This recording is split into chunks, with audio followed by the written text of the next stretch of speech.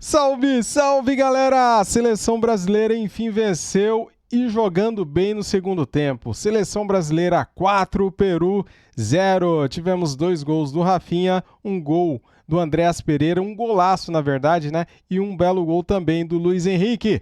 Temos aqui o pós-jogo do Linha de Passe. Vamos ver agora o que os comentaristas da ESPN vão falar sobre esta vitória da seleção brasileira do Dorival Júnior, cara. Seleção que jogou bem no segundo tempo, né? Vamos lá pro vídeo então, deixa o seu like, se inscreva aqui no nosso canal e ative o sininho. As imagens são da ESPN Brasil, link na descrição como créditos, vamos lá.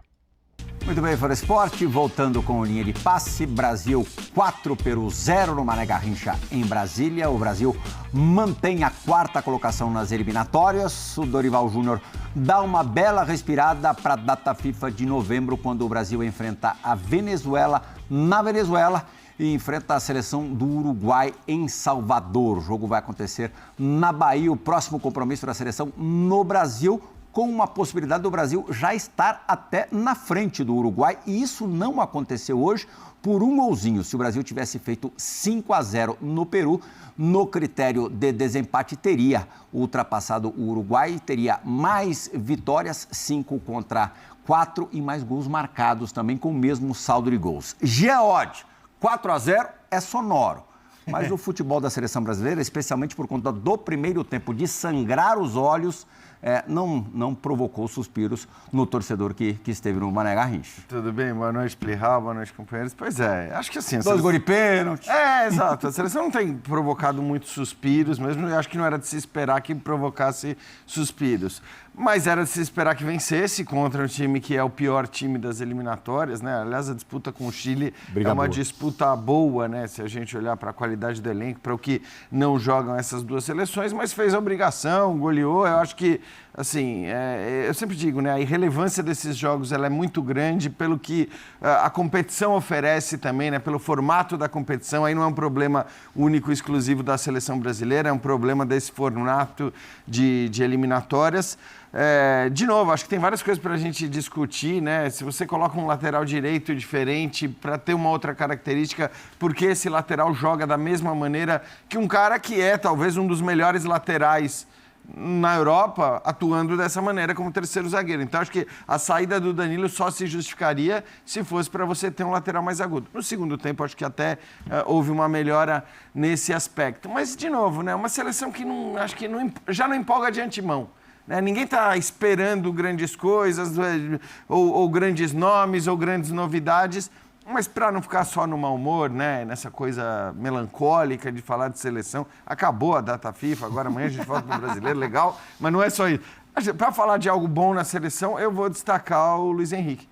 Porque acho, cara, assim, para mim ele é o grande nome dessas duas partidas, né, pelos gols que fez. Sem ser titular em nenhuma delas. Sem ser titular em nenhuma delas, ele entra nos 2 jogos, ele faz 2 belos gols, ele dá uma assistência importante para o gol do Andrés, então eu acho que é o cara que, olhando para uma posição em que o Brasil tem vários jogadores, né, para atuarem abertos ali pela direita, o próprio Savinho não foi mal, acho que nos jogos, mas...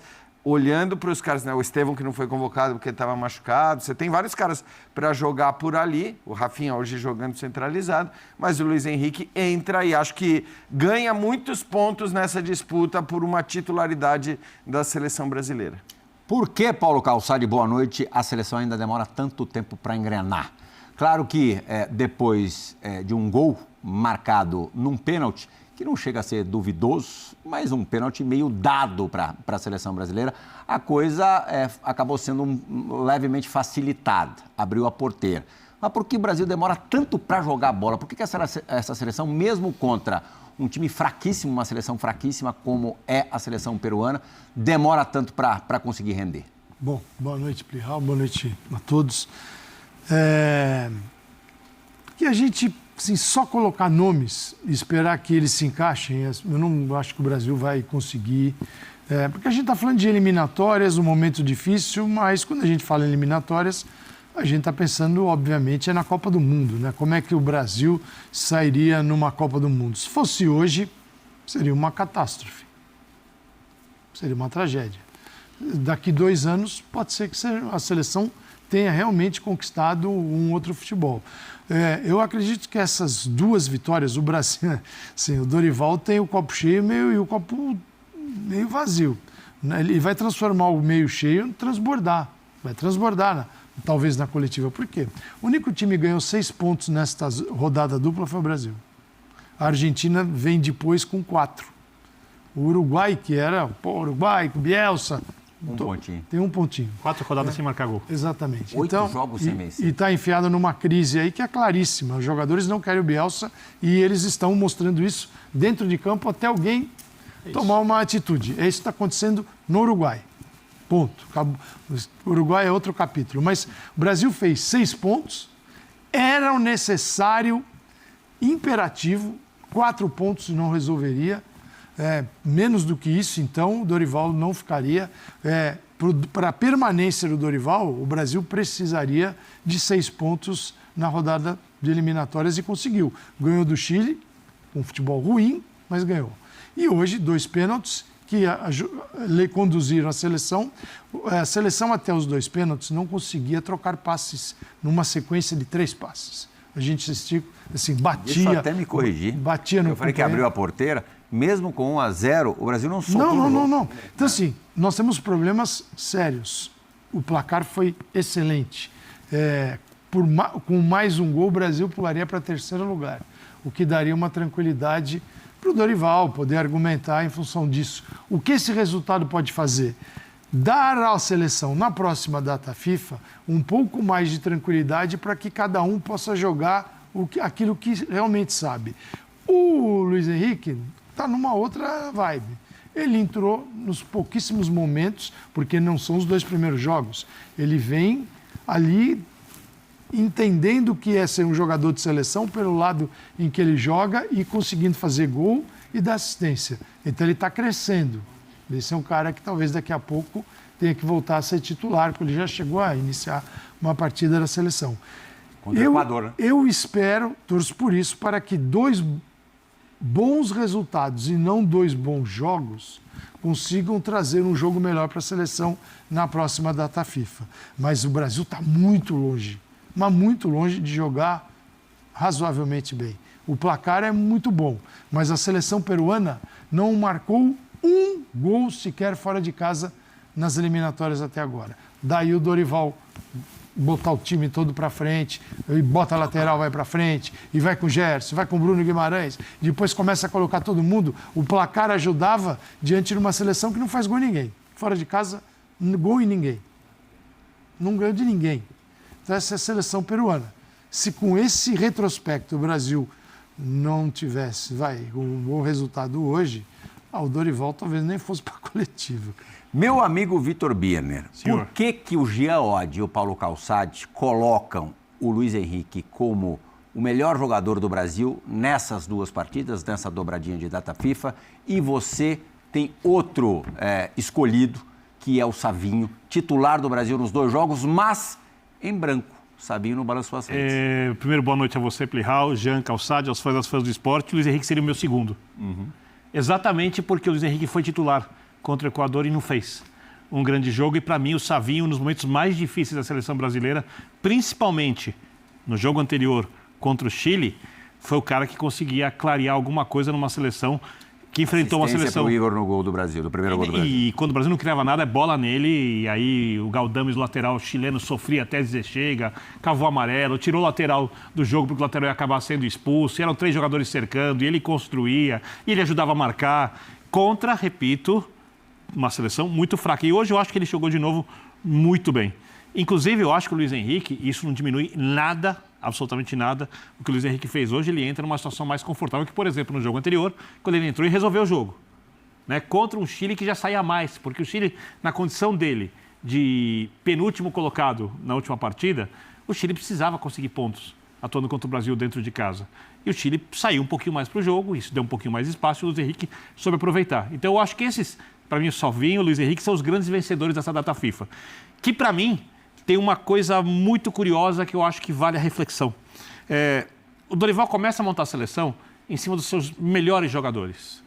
Então, é Vini Júnior, Rodrigo, né? Que são entre os melhores Viu jogadores. que não foi bem em nenhum dos dois jogos. Né? Volantes que atuam fora do país e que jogam muito bem nos seus clubes. Danilo, o lateral direito, como disse o Jean, que joga como zagueiro, experiente. Você diz lá no comecinho contra a Inglaterra e Espanha. No geral. Quando você termina essa data FIFA, com o Brasil com 2 vitórias, você não tem nenhum desses jogadores crescendo. E como eu acho que a seleção brasileira hoje não tem posição cativa, porque os melhores jogadores não são referências para um jogo bem jogado, eu acho que o Dorival precisa mudar a política de construção da seleção e precisa começar a privilegiar desempenho na seleção. Não quem pode desempenhar melhor, quem consegue desempenhar melhor na prática. O que diz, entre aspas, que boa parte desses caras não começam jogando as principais partidas. Aí você vai ter o Salvinho, talvez sim, mas se não quiser, você pode ter o Luiz Henrique, que atua no futebol brasileiro. O Gerson, por exemplo, muito pouco exigido hoje, importa. Fez um bom jogo, vai ser muito exigido nos próximos jogos. O Brasil tem grandes adversários, tem o Uruguai em crise como grande adversário na próxima fase. Igor Jesus, começa jogando ou não começa jogando? Você tira o Igor Jesus para colocar quem? Para colocar o Endrick? Não tira o Igor Jesus, ou seja, essa data FIFA, ela deixa, apesar dos resultados, mais perguntas do que respostas. Porque numa disputa de longo prazo, numa seleção bem construída, o Vini Júnior é titular absoluto. Não se discute isso. Não é algo que nem deve ser questionado, né? Então, assim, eu estou citando o Rodrigo, por exemplo, joga na seleção, pelo menos até o Neymar chegar, né? Se o Neymar voltar bem. Então, mas o Neymar hoje não seria o Rafinha? Mas o Rafinha dá para tirar hoje? Não, você achou que o Rafinha foi bem nos jogos? Eu acho que o Rafinha marca mais, o Rafinha é mais versátil, eu acho o Rodrigo muito mais jogador que o Rafinha. E se você olhar o desempenho na Copa América, que deve ser considerado, quem joga é o Rafinha. Então, assim, o Calçade falou uma coisa sobre quem deve ser titular, quem não deve ser titular, que não tem titulares. Eu concordo muito, eu acho que a ideia de montagem de seleção era baseada, ou é baseada em nomes de quem são os melhores jogadores. Eu acho que os melhores jogadores, com o tempo, vão ganhar sua posição. Mas eu acho que a montagem inicial de seleção, pelo que tem se mostrado, talvez, por isso que eu falo que deixa mais perguntas do que respostas, tenha que ser com o melhor desempenho na seleção. E aí, como é que você traz grandes jogadores de fora e explica para eles, olha, vocês vão começar no banco. Aí é gestão de elenco. Mas você acha que só convenceu os jogadores de fora? Por exemplo, o Endrick se firma no Real Madrid. Então, de repente não vire titular, mas entre com a frequência que está entrando e comece a marcar mais gols do que vem fazer. Na verdade, ele só fez um gol por enquanto, né, no Real Madrid. Mas ele consegue uma evolução considerável no Real Madrid. Vocês acham que será possível manter o Igor Jesus como centroavante? Não, é o que eu acho assim. Eu entendo o que o Birner está falando. Agora, a seleção ela não permite... essa sequência ela acaba não tendo um valor tão... Porque daqui a um mês... A gente até esqueceu quem jogou, não. Já esqueceu quem jogou. Ah, legal. Pô, lembra que no mês passado o Luiz Henrique entrou bem pra caramba nos 2 jogos e fez os... Claro que olhando para isso, olhando para uma lógica de clube, de sequência de jogos, é normal, né? Seria normal que no próximo jogo da seleção brasileira o Luiz Henrique começasse como titular. Não interessa quem sai, mas seria normal ele entrar como titular. Só que aí a gente vai ter coisas que pesam mais do que o desempenho no futebol brasileiro. Gostem ou não as pessoas. Eu sei que muita gente fica irritada com isso, mas se, por exemplo, numa Champions League, o Endrick, o Rodrigo e o Vinícius Júnior destroçam grandes adversários com atuações exuberantes, destroçam o Barcelona com atuações exuberantes, jogando juntos, trabalhando juntos, como que você vai daqui a um mês lembrar do Luiz Henrique, que fez o que fez nos jogos contra Peru e Chile pela seleção brasileira, e ignorar aquilo que nas últimas rodadas fizeram 3 caras que atuam no Real Madrid contra os melhores times do mundo? Então, o que eu acho é que o peso do que acontece entre as datas FIFA acaba sendo sempre maior do que o peso do que acontece na seleção brasileira. Posso usar a sua palavra? Peso?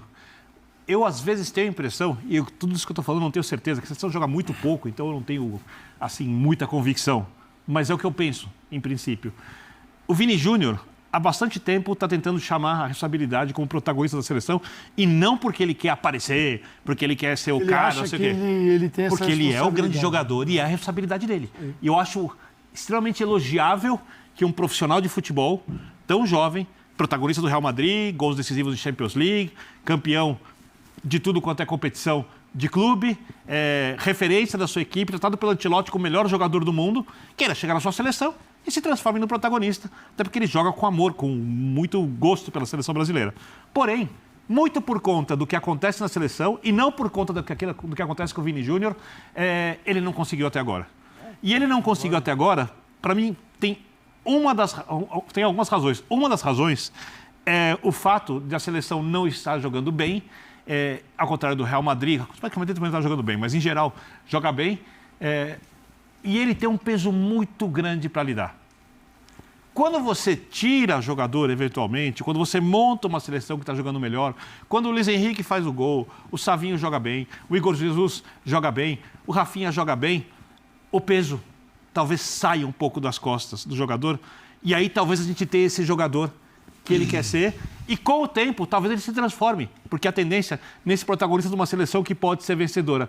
Às vezes eu acho que a gente joga demais o peso em cima dos atletas, e eles sentem isso para os seres humanos, exatamente porque eles destroçam equipes fora do país. Mas eu não estou nem entrando no mérito do que deveria ou não acontecer. O que eu estou dizendo é que é normal, é absolutamente compreensível que na hora que a gente volta a ter seleção brasileira, daqui a um mês ou mais de um mês, se leve em consideração o que os caras estão fazendo nos maiores jogos de futebol do planeta. Porque os maiores jogos de futebol do planeta, eles participam desses jogos. Sim. E os maiores jogos do futebol do planeta não incluem Brasil e Chile, não incluem Brasil e Peru. Esses não são os grandes jogos, não são os grandes desafios. Então eu acho normal que a avaliação sobre o momento, a grandeza, a qualidade se dê por aquilo que os caras estão fazendo na Champions League, no Campeonato Espanhol, onde quer que seja. Eu acho que é normal que seja assim e provavelmente até a gente que... Assim, eu abri o programa falando, para mim o Luiz Henrique tem que ser titular da seleção pelo que ele fez nos 2 últimos jogos. Mas eu não sei se daqui a um mês e meio, dependendo do que acontecer e do que esses caras estiverem rendendo... Claro, não é o cenário que parece... Se o Estevão arrebenta nesse período. Você é candidatíssimo. Muita gente vai pedir o Estevão. Mas eu vou trazer já para vocês o ranking de atuações de todos os jogadores. Por exemplo, o Gerson teve uma nota alta. Foi o terceiro melhor em campo pela seleção brasileira. Galera, classificação na tela, eliminatórias sul-americanas. A Argentina é a primeira colocada com 22 pontos, a Colômbia a segunda com 19, o Uruguai terceiro com 16. Seleção brasileira é o quarto com 16 pontos por causa de um gol, hein, cara? Se o Brasil fizesse um golzinho a mais no Peru, estaria agora na terceira posição. Equador, quinto colocado com 13, Paraguai, sexto com 13, Bolívia é a sétima colocada com 12, Venezuela, oitava com 11 pontos, Peru, nono colocado com 6 e o Chile, lanterninha, é o 10º colocado com 5 pontos. Caramba, hein, cara? O Chile tá mal demais nessa eliminatórias, né? Olha aqui, galera, o ranking de atuações. Vamos ver aqui a nota de todos os jogadores. Olha aqui o Gerson, cara, que eu falei para vocês, teve uma nota de 8.8 do público. É isso aí. Este ranking de atuação é do GE, tá bom, galera? Atuações da seleção Rafinha e Igor Jesus funcionam como dupla e Luiz Henrique volta a brilhar de suas notas. Muito bem, o goleiro Ederson teve uma nota 7.0, o Wanderson 6.3, o Marquinhos 7.0, o Gabriel Magalhães 6.5, o Abner 6.5, Bruno Guimarães 7.6, André 6, Gerson 8.8, uma das suas melhores partidas com a camisa da seleção. Jogou muita bola mesmo, né? Tá jogando muita bola também no Flamengo, galera. O melhor jogador do Flamengo tem sido o Gerson. Rafinha, nota 9, 2 gols de pênaltis. Endrick, 6.3. Savinho, 4.7. Luiz Henrique, mais um bom jogo, nota 9. Fez um golaço, né? E deu assistência para o Andreas Pereira. Igor Jesus, 8.7. Matheus Pereira entrou no finalzinho já do segundo tempo, 6.8. Rodrigo, 4.8. Andreas Pereira, 7.2. Que golaço, hein? Precisou de apenas 2 minutos para fazer um golaço de voleio. Entrou bem também. Dorival Júnior, 2 vitórias seguidas, né, nas eliminatórias da Copa, teve uma nota hoje de 7,5. Seleção brasileira 4, Peru 0. Dê sua nota, faça seu comentário, fique à vontade, comente o que você quiser aqui no nosso vídeo, tá bom? Deixa o like, se inscrevam e ative o sininho. Saudações rubro-negras! Fui!